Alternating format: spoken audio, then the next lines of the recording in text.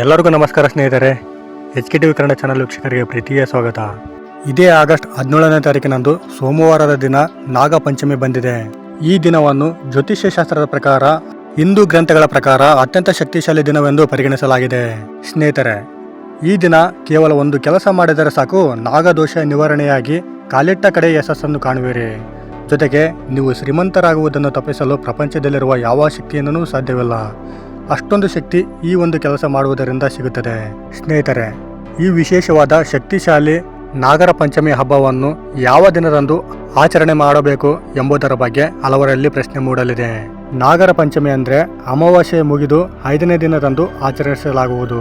ಅಂದರೆ ನಾಗರ ಅಮಾವಾಸ್ಯೆ, ಭೀಮನ ಅಮಾವಾಸ್ಯೆ ಅಥವಾ ಶ್ರಾವಣ ಅಮಾವಾಸ್ಯೆ ಎಂದು ಕರೆಯಲ್ಪಡುವ ಈ ಅಮಾವಾಸ್ಯೆ ಮುಗಿದ ನಂತರ 5ನೇ ದಿನದಂದು ಈ ಹಬ್ಬವನ್ನು ಆಚರಿಸಲಾಗುತ್ತದೆ. ಕೆಲವರು ಅಮಾವಾಸ್ಯೆ ಮುಗಿದು 4ನೇ ದಿನಕ್ಕೆ ಆಚರಿಸುತ್ತಾರೆ. ಅಂದರೆ ಇದು ಚೌತಿ ಅಂತ ಕರೆಯಲ್ಪಡುತ್ತದೆ. ಈ ನಾಗರ ಪಂಚಮಿಯ ತಿಥಿಯನ್ನು ನೋಡುವುದಾದರೆ ಆಗಸ್ಟ್ 16ನೇ ತಾರೀಕಿನಂದು ಭಾನುವಾರದ ದಿನ ಶ್ರೀ ಪರಭಾವನಾಮ ಸಂವತ್ಸರ, ಶ್ರಾವಣ ಮಾಸ, ವರ್ಷ ಋತು, ದಕ್ಷಿಣಾಯಣ, ಶುಕ್ಲ ಪಕ್ಷದಲ್ಲಿ ಸಂಜೆ 4:52 ಪ್ರಾರಂಭವಾಗಿ ಆಗಸ್ಟ್ 17 ಸೋಮವಾರ ಸಂಜೆ 5 ಗಂಟೆಗೆ ಮುಕ್ತಾಯಗೊಳ್ಳುತ್ತದೆ. ಹಾಗಾಗಿ ಈ ವಿಶೇಷವಾದ ಶಕ್ತಿಶಾಲಿ ನಾಗರ ಪಂಚಮಿಯನ್ನು ಸೋಮವಾರದ ದಿನ ಆಗಸ್ಟ್ 17ನೇ ತಾರೀಕಿನಂದು ಆಚರಿಸಲಾಗುತ್ತದೆ. ಈ ದಿನದಂದು 2 ಯೋಗಗಳು ಸೃಷ್ಟಿಯಾಗಲಿವೆ. ಒಂದು ಸಾಧ್ಯ ಯೋಗ, ಇನ್ನೊಂದು ಶುಭ ಯೋಗ. ಹಾಗಾಗಿ ಸ್ನೇಹಿತರೆ, ಜ್ಯೋತಿಷ್ಯ ಶಾಸ್ತ್ರದ ಪ್ರಕಾರ ಈ ದಿನವನ್ನು ಅತ್ಯಂತ ಶಕ್ತಿಶಾಲಿಯಾದ ದಿನವೆಂದು ಪರಿಗಣಿಸಲಾಗುತ್ತದೆ. ಹಾಗಿದ್ರೆ ಬನ್ನಿ ಸ್ನೇಹಿತರೆ, ಈ ನಾಗರ ಪಂಚಮಿ ದಿನದಂದು ಯಾವ ಒಂದು ಕೆಲಸ ಮಾಡಿದರೆ ನಾಗದೋಷ ನಿವಾರಣೆಯಾಗುತ್ತದೆ ಹಾಗೂ ನಿಮ್ಮ ಇಡೀ ಕುಟುಂಬವು ಆರೋಗ್ಯಕರವಾಗಿ, ಸುಖಕರವಾಗಿ, ಸಂತೋಷಕರವಾಗಿ ಜೀವನ ನಡೆಸಲು ಸಾಧ್ಯವಾಗುತ್ತದೆ. ನಾಗಪಂಚಮಿಯ ಮಹತ್ವವೇನು, ಯಾವ ಕೆಲಸ ಮಾಡಿದರೆ ನಾಗದೋಷ ಮುಕ್ತಿ, ಮಾಡುವ ಸಮಯ, ಯಾವ ತಪ್ಪು ಮಾಡಬಾರದು ಎಂಬ ಪ್ರತಿಯೊಂದು ಮಾಹಿತಿಯನ್ನು ಇಂಚಿಂಚಾಗಿ ತಿಳಿಸ್ಕೊಡ್ತೇವೆ. ಹಾಗಾಗಿ ಸ್ನೇಹಿತರೆ, ಈ ವಿಡಿಯೋವನ್ನು ಎಲ್ಲೂ ಸ್ಕಿಪ್ ಮಾಡದೆ ಕೊನೆವರೆಗೂ ನೋಡಿ, ಯಾಕೆಂದರೆ ಅರ್ಧ ಮಾಹಿತಿ ಅಪಾಯಕಾರಿ. ಹಾಗಾಗಿ ಈ ವಿಡಿಯೋವನ್ನು ಎಲ್ಲೂ ಸ್ಕಿಪ್ ಮಾಡದೆ ಪೂರ್ತಿಯಾಗಿ ನೋಡಿ. ಹಾಗೂ ಸ್ನೇಹಿತರೆ, ಈ ವಿಡಿಯೋಗೆ ತಪ್ಪದೆ ಲೈಕ್ ಮಾಡುವುದನ್ನು ಮರೆಯಬೇಡಿ. ಯಾಕೆಂದರೆ ನೀವು ಲೈಕ್ ಮಾಡುವುದರಿಂದ 1 ಲೈಕ್ ಮಾಡಿದರೆ 4 ಜನಕ್ಕೆ ಈ ಮಾಹಿತಿ ಹಂಚಿಕೆಯಾಗುತ್ತದೆ. ಹಾಗಾಗಿ ನಿಮ್ಮಿಂದ ಅವರಿಗೂ ಈ ಮಾಹಿತಿ ತಿಳಿಯಲು ಸಾಧ್ಯವಾಗುತ್ತದೆ. ಮತ್ತು ನೀವಿನ್ನೂ ನಮ್ಮ ಚಾನಲನ್ನು ಸಬ್ಸ್ಕ್ರೈಬ್ ಮಾಡದೆ ನೋಡ್ತಿದ್ರೆ ದಯವಿಟ್ಟು ನಮ್ಮ ಚಾನಲನ್ನು ಸಬ್ಸ್ಕ್ರೈಬ್ ಮಾಡಿಕೊಂಡು ಪಕ್ಕದಲ್ಲಿರುವ ಬೆಲ್ ಬಟನ್ ಅನ್ನು ಒತ್ತಿ. ಯಾಕೆಂದರೆ ನಾವು ಹಾಕುವ ಎಲ್ಲ ಜ್ಯೋತಿಷ್ಯ ಮಾಹಿತಿಯನ್ನು ನೀವು ಮೊದಲು ನೋಡಬಹುದು. ಜೊತೆಗೆ ನಾಗ ದೇವತೆಯರ ಆಶೀರ್ವಾದ ನಿಮ್ಮ ಹಾಗೂ ನಿಮ್ಮ ಕುಟುಂಬದವರ ಮೇಲೆ ಸದಾ ಇರಬೇಕಂತ ಬಯಸಿದವರು ಓಂ ನಾಗ ಸರ್ಪಾಯ ನಮಃ ಅಥವಾ ಓಂ ನಾಗದೇವಾಯ ನಮಃ ಅಂತ ಕಮೆಂಟ್ ಮಾಡದೆ ಮರಿಬೇಡಿ. ಈಗ ಮುಖ್ಯವಾದ ವಿಚಾರಕ್ಕೆ ಬರೋಣ. ನಾಗಪಂಚಮಿ ಹಿಂದೂ ಧರ್ಮದಲ್ಲಿ ಅತ್ಯಂತ ಪವಿತ್ರವಾದ ಹಬ್ಬಗಳಲ್ಲಿ ಒಂದಾಗಿದೆ. ಈ ದಿನ ನಾಗದೇವತೆಯನ್ನು ಭಕ್ತಿಯಿಂದ ಆರಾಧಿಸಿದರೆ ಜೀವನದಲ್ಲಿರುವ ಅನೇಕ ಅಡೆತಡೆಗಳು ದೂರವಾಗುತ್ತವೆ ಎಂದು ಜ್ಯೋತಿಷ್ಯ ಸಂಪ್ರದಾಯದಲ್ಲಿ ನಂಬಲಾಗಿದೆ. ನಾಗದೋಷ, ಪಿತೃದೋಷ, ವಿವಾಹ ವಿಳಂಬ, ಸಂತಾನ ಸಮಸ್ಯೆ, ಆರ್ಥಿಕ ಅಡಚಣೆಗಳು ಮತ್ತು ಮನೆಯಲ್ಲಿ ಶಾಂತಿಯ ಕೊರತೆ ಇರುವವರು ಈ ದಿನ ವಿಶೇಷ ಪೂಜೆ ಮಾಡುವ ಪದ್ಧತಿ ಇದೆ. ಆದರೆ ಯಾವುದೇ ಜ್ಯೋತಿಷ್ಯ ಪರಿಹಾರವನ್ನು ಫಲಿತಾಂಶದ ಖಾತರಿಯಾಗಿ ಪರಿಗಣಿಸದೆ ಭಕ್ತಿ ಮತ್ತು ಆತ್ಮವಿಶ್ವಾಸದ ಸಂಕೇತವಾಗಿ ನೋಡಬೇಕು.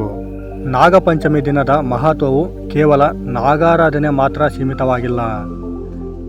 ಪ್ರಕೃತಿಯೊಂದಿಗೆ ಮಾನವನ ಸಂಬಂಧವನ್ನು ನೆನಪಿಸುವ ದಿನವೂ ಆಗಿದೆ.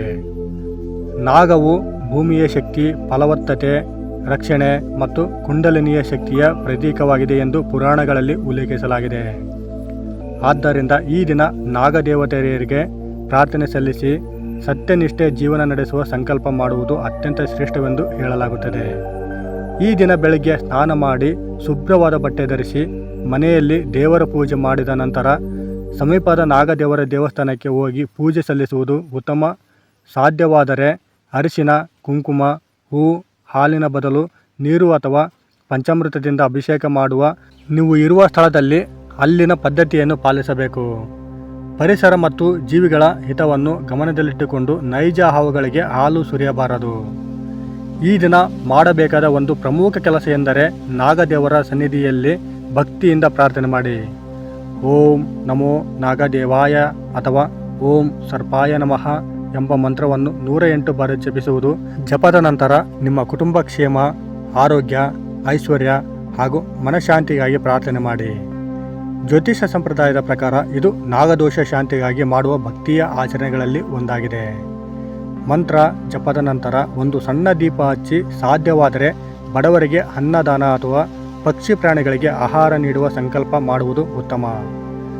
ದಾನ ಮತ್ತು ಕರುಣೆ ಯಾವುದೇ ಪೂಜೆಯ ಶ್ರೇಷ್ಠ ಭಾಗವೆಂದು ಧರ್ಮಗ್ರಂಥಗಳು ಹೇಳುತ್ತವೆ. ನಾಗಪಂಚಮಿ ದಿನ ಕೋಪ, ಸುಳ್ಳು, ಜಗಳ, ಅಪಶಬ್ದ ಮತ್ತು ಜೀವಹಿಂಸೆಯನ್ನು ಸಂಪೂರ್ಣವಾಗಿ ದೂರವಿಡಬೇಕು. ಈ ದಿನ ಭೂಮಿಯನ್ನು ಅಗೆಯುವುದು, ಮರಗಳನ್ನು ಅನವಶ್ಯಕವಾಗಿ ಕಡಿಯುವುದು ಅಥವಾ ಪ್ರಕೃತಿಗೆ ಹಾನಿಯಾಗುವ ಕೆಲಸಗಳನ್ನು ಮಾಡದಿರುವುದು ಉತ್ತಮವೆಂದು ಸಂಪ್ರದಾಯ ಹೇಳುತ್ತದೆ. ಈ ರೀತಿಯಾಗಿ ಭಕ್ತಿ, ಪ್ರಾರ್ಥನೆ, ಮಂತ್ರಜಪ ಮತ್ತು ಸತ್ಕಾರ್ಯಗಳೊಂದಿಗೆ ನಾಗಪಂಚಮಿಯನ್ನು ಆಚರಿಸಿದರೆ ಮನಸ್ಸಿಗೆ ಶಾಂತಿ, ಆತ್ಮವಿಶ್ವಾಸ ಮತ್ತು ಸಕಾರಾತ್ಮಕ ಚಿಂತನೆಗೆ ಬೆಳೆಯುತ್ತದೆ ಎಂದು ನಂಬಲಾಗಿದೆ. ಮತ್ತು ನಾಗದೋಷ ಶಾಂತಿಗಾಗಿ ಯಾವ ಸಮಯದಲ್ಲಿ ಈ ಪೂಜೆಯನ್ನು ಮಾಡುವುದು ಉತ್ತಮ ಹಾಗೂ ಅದರ ಬಗ್ಗೆ ಇನ್ನಷ್ಟು ವಿವರಗಳನ್ನು ತಿಳಿದುಕೊಳ್ಳೋಣ ಬನ್ನಿ ಸ್ನೇಹಿತರೆ. ನಾಗದೋಷ ಶಾಂತಿಗಾಗಿ ಯಾವ ಸಮಯದಲ್ಲಿ ಪೂಜೆ ಮಾಡುವುದು ಉತ್ತಮ? ಜ್ಯೋತಿಷ್ಯ ಸಂಪ್ರದಾಯದ ಪ್ರಕಾರ ನಾಗಪಂಚಮಿ ದಿನ ಬೆಳಗ್ಗೆ ಬ್ರಹ್ಮ ಮುಹೂರ್ತದಿಂದ ಮಧ್ಯಾಹ್ನ ಪೂಜೆ ಸಮಯದವರೆಗೆ ನಾಗದೇವರ ಆರಾಧನೆ ಮಾಡುವುದು ಶುಭವೆಂದು ಪರಿಗಣಿಸಲಾಗುತ್ತದೆ. ನಿಮ್ಮ ಪ್ರದೇಶದ ಪಂಚಾಂಗದಲ್ಲಿ ಸೂಚಿಸಿರುವ ಶುಭ ಮುಹೂರ್ತವನ್ನು ಅನುಸರಿಸುವುದು ಅತ್ಯುತ್ತಮ. ಸಮಯಕ್ಕಿಂತ ಮುಖ್ಯವಾದದ್ದು ಮನಸ್ಸಿನ ಶುದ್ಧತೆ ಮತ್ತು ಭಕ್ತಿ. ಶ್ರದ್ಧೆಯಿಂದ ಮಾಡಿದ ಪ್ರಾರ್ಥನೆಯೇ ಪೂಜೆಯ ನಿಜವಾದ ಫಲವನ್ನು ನೀಡುತ್ತದೆ ಎಂದು ಧಾರ್ಮಿಕ ಗ್ರಂಥಗಳು ತಿಳಿಸುತ್ತವೆ. ಪೂಜೆ ಆರಂಭಿಸುವ ಮೊದಲು ಒಂದು ಸಣ್ಣ ಸಂಕಲ್ಪ ಮಾಡಬಹುದು. ನಮ್ಮ ಕುಟುಂಬದ ಆರೋಗ್ಯ, ಐಶ್ವರ್ಯ, ಮನಃಶಾಂತಿ, ಸಂತಾನ ಸುಖ, ವಿದ್ಯೆ, ಉದ್ಯೋಗ ಮತ್ತು ಜೀವನದ ಅಡೆತಡೆಗಳು ದೂರವಾಗಲಿ. ತಿಳಿದು ತಿಳಿಯದೆ ಮಾಡಿದ ತಪ್ಪುಗಳಿಗೆ ಕ್ಷಮೆ ದೊರಕಲಿ. ಸತ್ಯ, ಧರ್ಮ ಮತ್ತು ದಯೆಯ ಮಾರ್ಗದಲ್ಲಿ ನಡೆಯುವ ಶಕ್ತಿಯನ್ನು ನಾಗದೇವರು ಕರುಣಿಸಲಿ ಎಂದು ಪ್ರಾರ್ಥಿಸಬಹುದು. ನಾಗದೇವರ ಚಿತ್ರ ಅಥವಾ ವಿಗ್ರಹದ ಮುಂದೆ ಅರಿಶಿನ ಕುಂಕುಮ, ಬಿಳಿ ಹೂವು ಅಥವಾ ಸುಗಂಧ ಹೂಗಳನ್ನು ಅರ್ಪಿಸಿ ದೀಪ ಹಚ್ಚಿ ಮಂತ್ರ ಜಪ ಮಾಡಬಹುದು. ಓಂ ನಮೋ ನಾಗದೇವಾಯ, ಓಂ ಅನಂತಾಯ ನಮಃ, ಓಂ ವಾಸುಕಿಯೇ ನಮಃ ಮೊದಲಾದ ಮಂತ್ರಗಳನ್ನು ಭಕ್ತಿಯಿಂದ ಜಪಿಸುವ ಪದ್ಧತಿ ಇದೆ. ಮಂತ್ರಗಳ ಸಂಖ್ಯೆಗಿಂತ ಭಕ್ತಿಯೇ ಮುಖ್ಯ ಎಂಬುದನ್ನು ನೆನಪಿಡಿ. ಜಪದ ನಂತರ ಕೆಲವು ಕ್ಷಣ ಧ್ಯಾನ ಮಾಡಿ. ನಿಮ್ಮ ಮನಸ್ಸಿನಲ್ಲಿ ಇರುವ ಭಯ, ಆತಂಕ, ಅಸೂಯೆ, ದ್ವೇಷ ಮತ್ತು ನಕಾರಾತ್ಮಕ ಭಾವನೆಗಳನ್ನು ಬಿಟ್ಟು ಬಿಡುವ ಸಂಕಲ್ಪ ಮಾಡುವುದು ಈ ದಿನದ ಆಧ್ಯಾತ್ಮಿಕ ಸಾಧನೆಯ ಒಂದು ಭಾಗವಾಗಬಹುದು. ಮನಸ್ಸು ಶಾಂತಿಯಾದಾಗ ಉತ್ತಮ ನಿರ್ಧಾರಗಳನ್ನು ತೆಗೆದುಕೊಳ್ಳುವ ಶಕ್ತಿ ಹೆಚ್ಚಾಗುತ್ತದೆ. ಅದೇ ಯಶಸ್ಸಿನ ದಾರಿಯನ್ನು ಸುಗಮಗೊಳಿಸುತ್ತದೆ. ನಾಗಪಂಚಮಿ ದಿನ ಒಂದು ಉತ್ತಮ ಕಾರ್ಯವನ್ನು ಮಾಡುವ ಅತ್ಯಂತ ಶ್ರೇಷ್ಠ. ಬಡವರಿಗೆ ಅನ್ನದಾನ, ಗೋಸೇವೆ, ಪಕ್ಷಿಗಳಿಗೆ ನೀರು ಮತ್ತು ಆಹಾರ, ಗಿಡ ನೆಡುವುದು ಅಥವಾ ದೇವಸ್ಥಾನದಲ್ಲಿ ಸೇವೆ ಮಾಡುವುದು ಪುಣ್ಯಕರವೆಂದು ಹೇಳಲಾಗುತ್ತದೆ. ಈ ರೀತಿಯ ಸತ್ಕಾರ್ಯಗಳು ಸಮಾಜಕ್ಕೂ ಪ್ರಕೃತಿಗೂ ಒಳಿತನ್ನು ಉಂಟು ಮಾಡುತ್ತವೆ. ಈ ದಿನ ನಾಗದೋಷ ನಿವಾರಣೆಯ ಹೆಸರಿನಲ್ಲಿ ಯಾವುದೇ ಅಂಧನಂಬಿಕೆ, ಜೀವಹಿಂಸೆ ಅಥವಾ ಹಣಕ್ಕಾಗಿ ಭಯ ಹುಟ್ಟಿಸುವವರ ಮಾತುಗಳನ್ನು ನಂಬಬಾರದು. ನೈಜ ಹಾವುಗಳನ್ನು ಹಿಡಿಯುವುದು, ಕಾಡು ಜೀವಿಗಳಿಗೆ ತೊಂದರೆ ಕೊಡುವುದು ಅಥವಾ ಅಪಾಯಕಾರಿಯಾದ ಆಚರಣೆಗಳನ್ನು ಮಾಡುವುದು ಧರ್ಮವೂ ಅಲ್ಲ, ಕಾನೂನೂ ಅಲ್ಲ. ನಾಗಾರಾಧನೆ ಎಂದರೆ ಪ್ರಕೃತಿಯ ರಕ್ಷಣೆ ಮತ್ತು ಎಲ್ಲ ಜೀವಿಗಳ ಮೇಲಿನ ಕರುಣೆಯ ಸಂಕೇತ ಎಂಬುದನ್ನು ಮರೆಯಬಾರದು. ನಿಮ್ಮ ಮನೆಯಲ್ಲಿ ಹಿರಿಯರ ಆಶೀರ್ವಾದ ಪಡೆದು ಕುಟುಂಬದವರೊಂದಿಗೆ ಸೇರಿ ಪ್ರಾರ್ಥನೆ ಮಾಡಿದರೆ ಪರಸ್ಪರ ಪ್ರೀತಿ ಮತ್ತು ಏಕತೆ ಹೆಚ್ಚುತ್ತದೆ. ಕುಟುಂಬದ ಸೌಹಾರ್ದತೆಯು ಜೀವನದ ದೊಡ್ಡ ಐಶ್ವರ್ಯ ಎಂದು ನಮ್ಮ ಸಂಪ್ರದಾಯ ಹೇಳುತ್ತವೆ. ಹಾಗೂ ಸ್ನೇಹಿತರೆ, ನಾಗಪಂಚಮಿ ದಿನ ಯಾವ ತಪ್ಪುಗಳನ್ನು ಮಾಡಬಾರದು, ಯಾವ ಆಚರಣೆಯನ್ನು ತಪ್ಪಿಸಬೇಕು ಹಾಗೂ ಜ್ಯೋತಿಷ್ಯ ಸಂಪ್ರದಾಯದಲ್ಲಿ ಹೇಳಲಾಗುವ ಎಚ್ಚರಿಕೆಗಳ ಬಗ್ಗೆ ವಿವರಣವಾಗಿ ತಿಳಿದುಕೊಳ್ಳೋಣ. ಜ್ಯೋತಿಷ್ಯ ಮತ್ತು ಧಾರ್ಮಿಕ ಸಂಪ್ರದಾಯಗಳ ಪ್ರಕಾರ ನಾಗಪಂಚಮಿ ದಿನ ಮೊದಲನೆಯದಾಗಿ ಯಾವುದೇ ಜೀವಿಗೂ ಹಾನಿ ಮಾಡಬಾರದು. ವಿಶೇಷವಾಗಿ ಹಾವುಗಳು ಪ್ರಕೃತಿಯ ಜೀವಿಗಳಾಗಿದ್ದು ಅವುಗಳನ್ನು ಹಿಡಿಯುವುದು, ಕಿರುಕುಳ ನೀಡುವುದು ಅಥವಾ ಪ್ರದರ್ಶನಕ್ಕಾಗಿ ಬಳಸುವುದು ತಪ್ಪು. ನಾಗದೇವರ ಆರಾಧನೆಯೇ ನಿಜವಾದ ಅರ್ಥ ಪ್ರಕೃತಿಯಲ್ಲಿ ಎಲ್ಲ ಜೀವಿಗಳ ಮೇಲಿನ ಗೌರವ ಮತ್ತು ಕರುಣೆ. ಇನ್ನೊಂದು ಮುಖ್ಯ ವಿಷಯವೇನೆಂದರೆ ಈ ದಿನ ಕೋಪ, ಸುಳ್ಳು, ಮೋಸ, ಅನಗತ್ಯ ವಾದ ವಿವಾದ ಹಾಗೂ ಕಟುವಾದ ಮಾತುಗಳನ್ನು ಸಾಧ್ಯವಷ್ಟು ದೂರವಿಡುವುದು ಒಳ್ಳೆಯದು.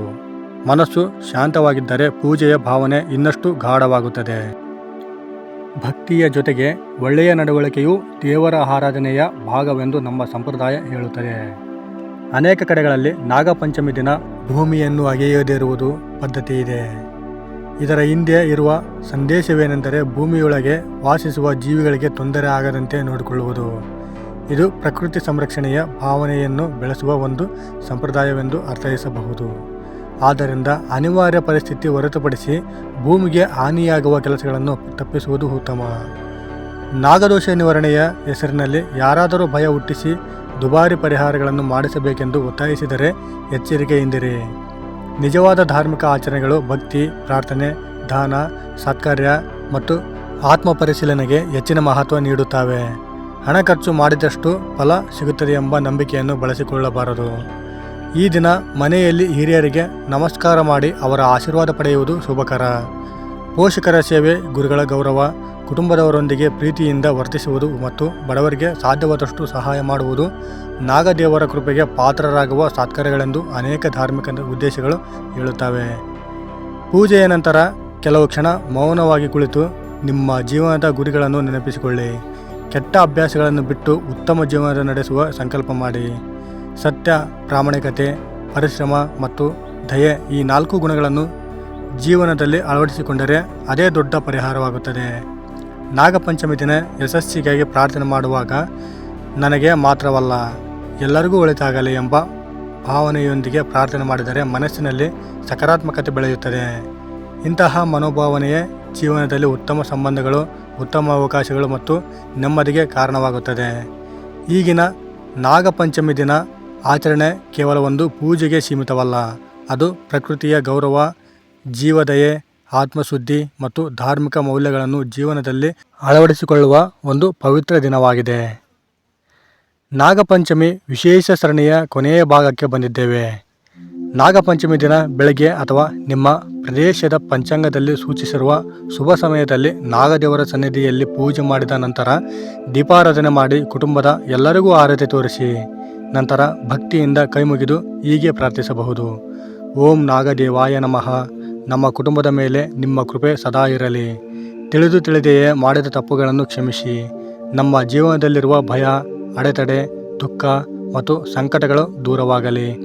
ಆರೋಗ್ಯ, ಐಶ್ವರ್ಯ, ವಿದ್ಯೆ, ಉದ್ಯೋಗ, ವ್ಯಾಪಾರ, ಸಂತಾನ ಸುಖ ಮತ್ತು ಮನಃಶಾಂತಿಯನ್ನು ಕರುಣಿಸಿ.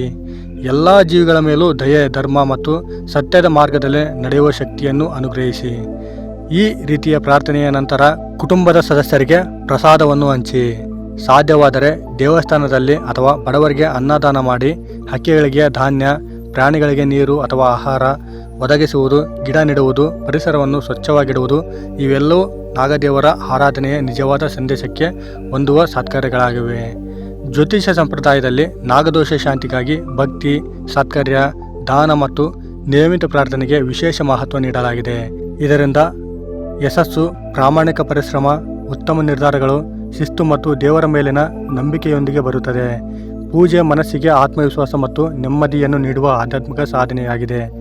ನಾಗಪಂಚಮಿ ದಿನ ಒಂದು ಸಂಕಲ್ಪ ಮಾಡಿಕೊಳ್ಳಿ: ಸುಳ್ಳು ಮಾತನಾಡುವುದಿಲ್ಲ, ಯಾರಿಗೂ ಅನ್ಯಾಯ ಮಾಡುವುದಿಲ್ಲ, ಪ್ರಕೃತಿಯನ್ನು ಸುರಕ್ಷಿಸುತ್ತೇನೆ, ಎಲ್ಲ ಜೀವಿಗಳನ್ನು ಗೌರವಿಸುತ್ತೇನೆ ಮತ್ತು ನನ್ನ ಪರಿಶ್ರಮವನ್ನು ಎಂದಿಗೂ ಬಿಡುವುದಿಲ್ಲ. ಇಂತಹ ಸಂಕಲ್ಪವೇ ಜೀವನದಲ್ಲಿ ಉತ್ತಮ ದಿಕ್ಕಿನತ್ತ ಕೊಂಡೊಯ್ಯುತ್ತದೆ. ಈ ದಿನ ಮನೆಯ ಹಿರಿಯರ ಆಶೀರ್ವಾದ ಪಡೆಯುವುದನ್ನು ಮರೆಯಬೇಡಿ. ಅವರ ಅನುಭವ ಮತ್ತು ಆಶೀರ್ವಾದ ಜೀವನದ ದೊಡ್ಡ ಸಂಪತ್ತು. ಕೊನೆಯದಾಗಿ ಸ್ನೇಹಿತರೆ, ನಾಗಪಂಚಮಿ ನಮಗೆ ಭಯದ ಹಬ್ಬವಲ್ಲ, ಭಕ್ತಿಯ ಹಬ್ಬ. ಇದು ಅಂಧನಂಬಿಕೆಯ ದಿನವಲ್ಲ. ಪ್ರಕೃತಿ, ಜೀವದಯೆ ಮತ್ತು ಧರ್ಮದ ಮೌಲ್ಯಗಳನ್ನು ನೆನಪಿಸಿಕೊಳ್ಳುವ ಪವಿತ್ರ ದಿನ. ನಾಗದೇವರ ಕೃಪೆ ಎಲ್ಲರ ಮೇಲೂ ಇರಲಿ. ನಿಮ್ಮ ಮನೆಗಳಲ್ಲಿ ಸುಖ, ಶಾಂತಿ, ಆರೋಗ್ಯ ಮತ್ತು ಸಮೃದ್ಧಿ ನೆಲೆಸಲಿ ಎಂಬುದು ನಮ್ಮ ಹಾರೈಕೆ. ಈ ಮಾಹಿತಿ ನಿಮಗೆ ಉಪಯುಕ್ತ ಎನಿಸಿದರೆ ನಿಮ್ಮ ಕುಟುಂಬದವರು ಮತ್ತು ಸ್ನೇಹಿತರೊಂದಿಗೆ ಹಂಚಿಕೊಳ್ಳಿ. ಭಕ್ತಿ, ಸತ್ಕಾರ್ಯ ಮತ್ತು ಸಕಾರಾತ್ಮಕ ಚಿಂತನೆಯೊಂದಿಗೆ ನಾಗಪಂಚಮಿಯನ್ನು ಆಚರಿಸಿ. ನಾಗದೇವತೆಯರ ಆಶೀರ್ವಾದ ನಿಮ್ಮ ಹಾಗೂ ನಿಮ್ಮ ಕುಟುಂಬದವರ ಮೇಲೆ ಸದಾ ಇರಲಿ. ಶುಭವಾಗಲಿ.